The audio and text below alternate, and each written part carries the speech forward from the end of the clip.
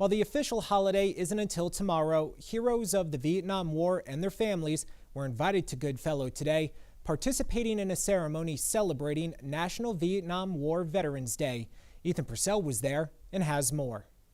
Today we were recognizing these veterans or family members for their actions during the war and giving them a long delayed thank you for your service and welcome home.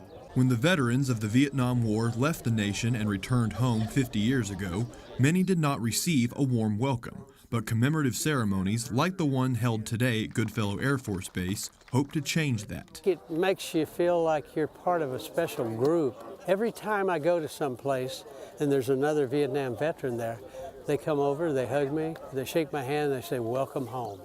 And there's nothing that means so much. At today's ceremony, several veterans and spouses of deceased veterans of the Vietnam War were given pins, solidifying the appreciation for time served, all part of an effort by Congress in 2015.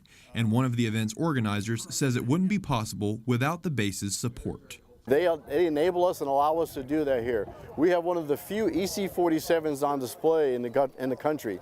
And we have a commemorative paver program which nobody else has. Flat has a bronze paver of his very own, as do many other Vietnam veterans, which surround the plane used in the war. But this veteran says it took some convincing. I just didn't feel like I was worthy of it, for one thing. After speaking with fellow Vietnam veteran and guest speaker at today's event, Tom Nuri, he jumped at the chance. I got to know him quite well, and he kind of talked me into doing that. And I'm glad now. Which Graham says is the entire idea behind commemorating the sacrifices made during the Vietnam War. And while this year is the last for Vietnam War Veterans Day, ending the tradition on the 50th anniversary, he says he'll never forget the impact it's had. When we did the first one in 2015, when they started shedding tears during these ceremonies, I realized just how personal it was to them and how emotionally significant it was. So it means a lot to these folks. While this was the last year this particular event will be held, Goodfellow Air Force Base tells me it will continue to honor veterans of all military branches